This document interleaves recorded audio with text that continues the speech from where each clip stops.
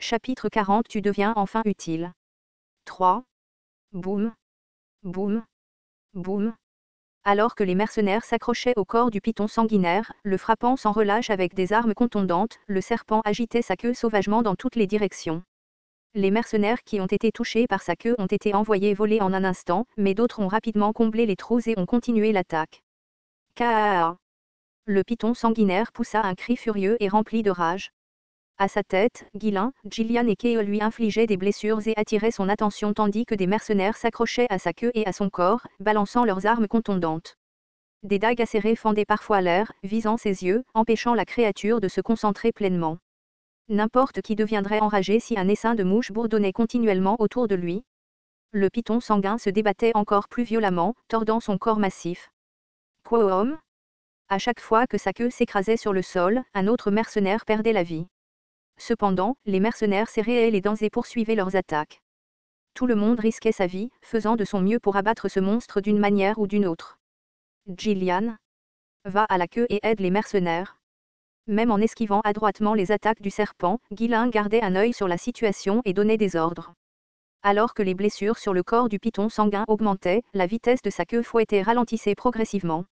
Lorsque Gillian rejoignit les mercenaires dans leur assaut, des fissures commencèrent à apparaître sur les écailles. Après avoir attaqué sans relâche, prêts à affronter la mort, ils virent enfin des résultats. Crac. Ça casse. Alors que l'un des mercenaires criait, Gillian hurla tout en canalisant du mana dans sa hache. Recule. Boum.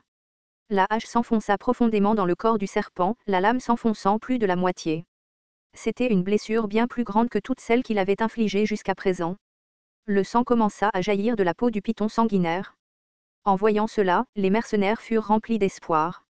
Ici. Pique-le ici. Ils martelèrent frénétiquement la blessure, enfonçant épée et lance.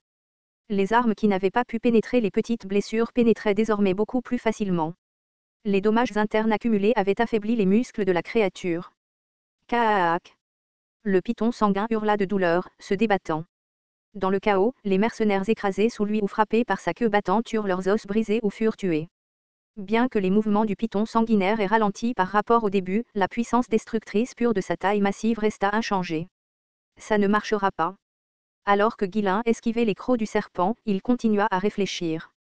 Ceux capables d'infliger de véritables blessures avaient épuisé leur mana dès le début de la bataille, devenant rapidement fatigués.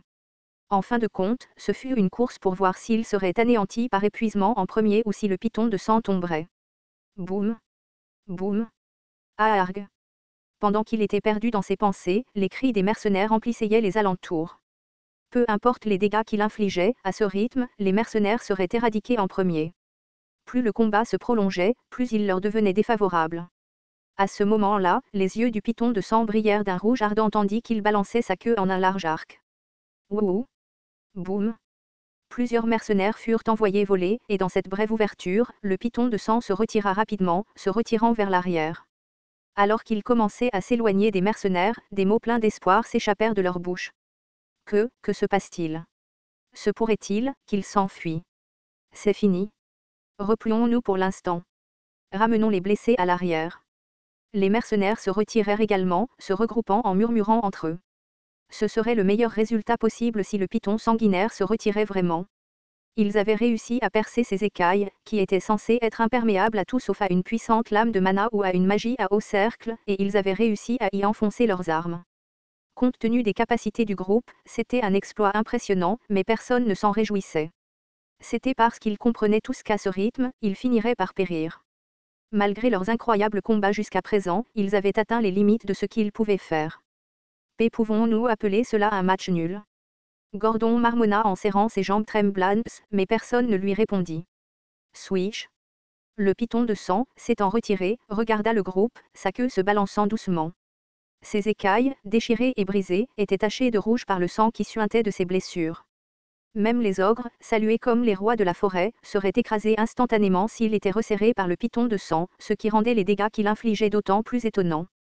Profitant de la pause, Bolinde se tourna à nouveau vers Ghislain. Jeune seigneur, n'as-tu pas envie de t'enfuir maintenant? Pas encore? Je le pensais. Tu n'écoutes jamais quand quelqu'un suggère quelque chose de sensé. Parfois, je me demande si tu n'as vraiment pas perdu la tête. Vraiment? Je pensais avoir été tout à fait raisonnable.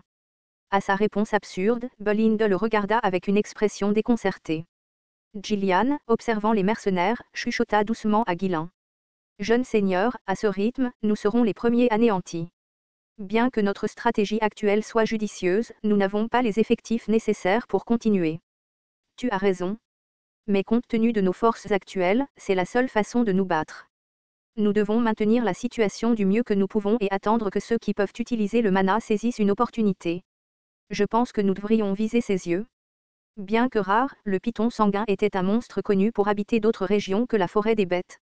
En tant que tel, il était bien connu que ses yeux, non protégés par ses écailles résistantes, étaient son point faible. Bien sûr, viser les yeux n'était pas une tâche facile. Il fallait éviter les attaques du python de sang tout en s'approchant suffisamment pour frapper, et même dans ce cas, il pouvait rapidement se protéger les yeux avec ses paupières. Pourtant, au milieu de ce chaos, attaquer ses yeux semblait être leur seule option. Pour l'instant, cela semble être notre seule option. Bolinde continue d'attendre le bon moment, comme avant. Au mot de Guillain, Bolinde hocha la tête avec une expression ferme. Elle était sur le point de dire quelque chose lorsque le python de sang commença lentement à avancer vers le groupe. Il semblait scruter prudemment son environnement, probablement à cause de ses blessures, mais sans avertissement, il s'élança en avant avec vitesse. Kaa. Il arrive. Comme avant. Visez les blessures et poignardez-le. Voyons qui meurt en premier. Alors que le python de sang se rapprochait rapidement, les mercenaires reformèrent leurs rangs et se préparèrent à cibler leurs blessures précédentes. Cependant, une fois qu'il s'approcha, le python de sang commença à écraser chaque mercenaire un par un comme s'il frappait avec un marteau. Boum. Arg. Boum. Boum. Chaque fois que les mercenaires essayaient de s'approcher, le serpent se retirait rapidement et frappait à nouveau sa tête. À chaque coup, le corps d'un mercenaire était écrasé, se transformant en un jet de sang. Contrairement à avant, le python de sang les éliminait maintenant individuellement, neutralisant systématiquement leurs efforts. Reculés. Paniqués, les mercenaires se précipitèrent pour battre en retraite. SSSSSS. Le python de sang plissa les yeux et fit claquer sa langue. Pour le groupe, il semblait que la créature se moquait d'eux avec un sourire. Tout le monde tomba dans la confusion. La tactique qu'il avait cru être leur seul espoir contre le python de sang se révélait désormais inefficace. Ils ne savaient plus comment y faire face. SSSSSS. Alors que le python de sang se tourtillait à nouveau vers eux, les mercenaires hésitèrent, reculant lentement. À ce moment, Guillain bondit en avant et cria. Mercenaires, restez à l'arrière. Sautez dès que vous voyez une ouverture. Gillian, Keo et Bolinde combattent comme avant. Les mercenaires se retirèrent rapidement, laissant les quatre combattre le monstre comme ils l'avaient fait lors de la bataille initiale. Ils voulaient tous désespérément se joindre au combat mais manquaient des compétences pour le faire efficacement. Boum. Boum. Les quatre commencèrent à esquiver les attaques du python sanguinaire, tentant d'infliger plus de blessures qu'auparavant. Cependant, les mouvements du python sanguinaire étaient devenus plus prudents, ce qui rendait difficile de porter des coups importants. Même lorsqu'il parvenait à frapper, les blessures étaient superficielles, causant à peine des dégâts. Boum. Boum. Au fil du temps, les quatre commencèrent à manquer de mana et à s'épuiser, les forçant à se concentrer uniquement sur l'esquive. Incapable de le supporter plus longtemps, Keo cria fort et se précipita vers la tête du python sanguinaire. Merde. Je serai l'appât, vise ses yeux. Dès que Keo entra dans sa portée, le python sanguinaire le cibla sans relâche avec sa tête, ignorant les autres qui lui infligeaient des blessures au corps. Boum. Boum. Accablé par la pression et la vitesse, Keo ne pouvait même pas balancer son épée. Tout ce qu'il pouvait faire était d'esquiver désespérément avec chaque once de force qu'il avait. Cependant, grâce à ses actions, Bolinde saisit une opportunité fugace. Boum. La tête du python sanguin s'écrasa au sol, et à cet instant, Keo réussit à peine à l'éviter. Meurs. La dague de Bolinde fonça vers le grand œil du python sanguin à une vitesse incroyable. Elle versa tout son mana restant dans la dague. Il serait tout condamné si elle ne parvenait pas à infliger une blessure significative ici. Mais à ce moment-là, Bolinde croisa le regard du python sanguin. Le serpent semblait se moquer d'elle. Pas question. Tang. La dague imprégnée de mana frappa l'œil du python sanguin, pour être déviée lamentablement. Cela ne peut pas arriver.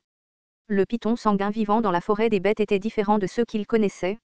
La surface de son globe oculaire était faite d'un matériau encore plus dur que ses écailles.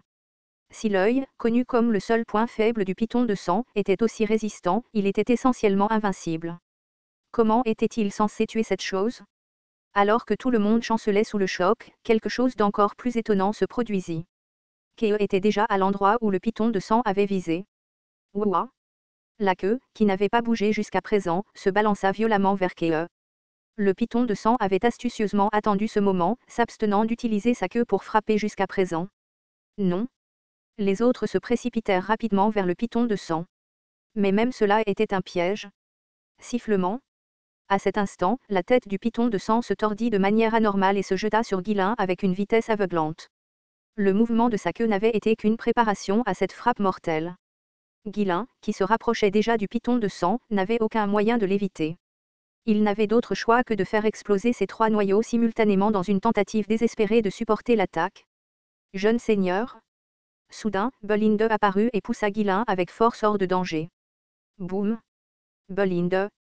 Guilain, qui avait chuté sur le côté, cria son nom en se retournant. Boum. Bolinde s'élança à une vitesse vertigineuse, s'écrasa contre un arbre et s'effondra au sol. Elle resta allongée là, crachant du sang, mais elle n'était pas morte. Même si elle fut projetée dans les airs, elle tordit son corps pour minimiser l'impact. Ag. Idiote.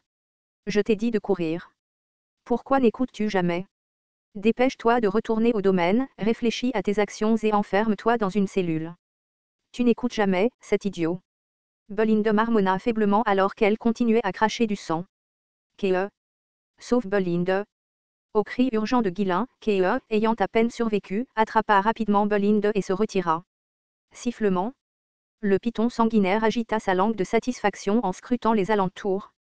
Bien qu'il n'ait pas atteint son objectif principal, il avait réussi à neutraliser la proie gênante qui lui lançait des poignards, il était donc ravi. Mais Guilain n'avait pas l'intention d'être traité comme un simple jouet par un monstre. Regardant fixement le python sanguinaire, il se tourna vers Gillian. Gillian, fonce sur son corps et finit d'élargir la blessure. Si l'occasion se présente, attaque avec les mercenaires. Qu'est-ce que tu dis? Ne me dis pas que tu prévois d'affronter sa tête seule.